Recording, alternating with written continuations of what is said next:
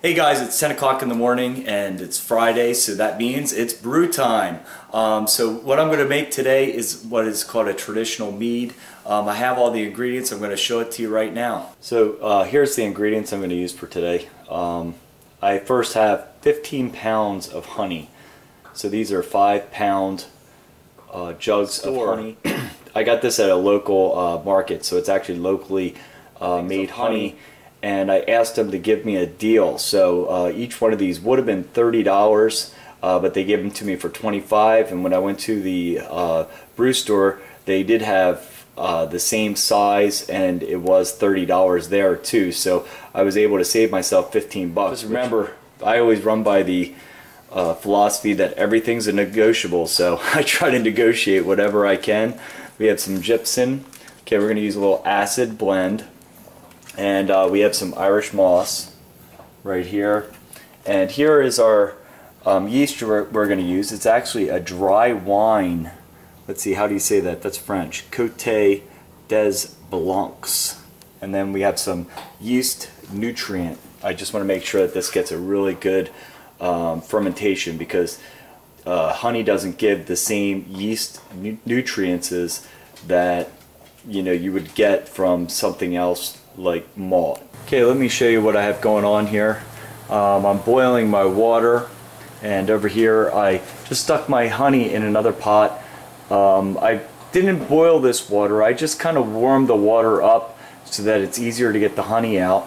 Now a lot of recipes will tell you not even to boil the water, but I'm totally paranoid about getting anything in there, so boiling is a good method of me making sure that nothing I don't get any bacteria or anything like that in my wort.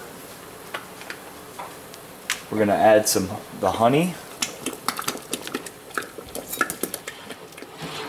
So I'm going to boil this for about 20 minutes. Oop.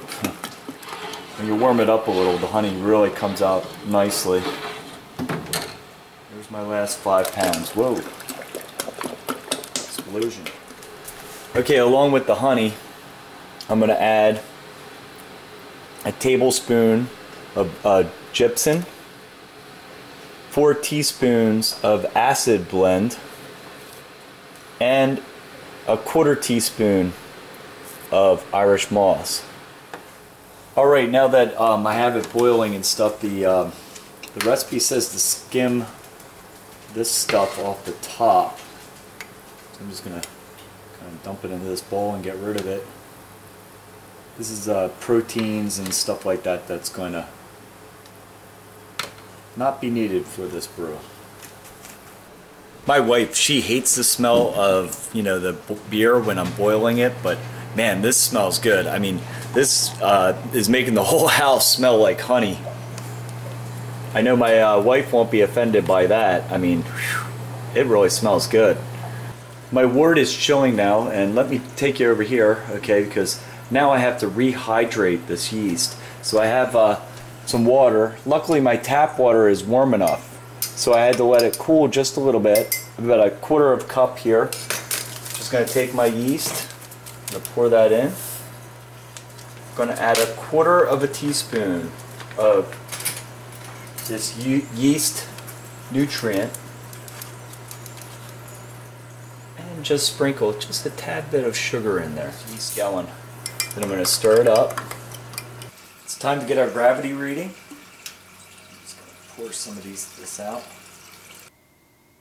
We're just at 1.102.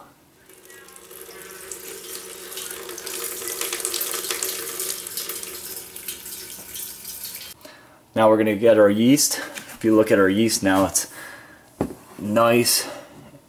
It's foaming in there. Okay, we got a lot of activity, so this is going to be a good starter. So we're going to come over here, throw it in here. That's it. There we go.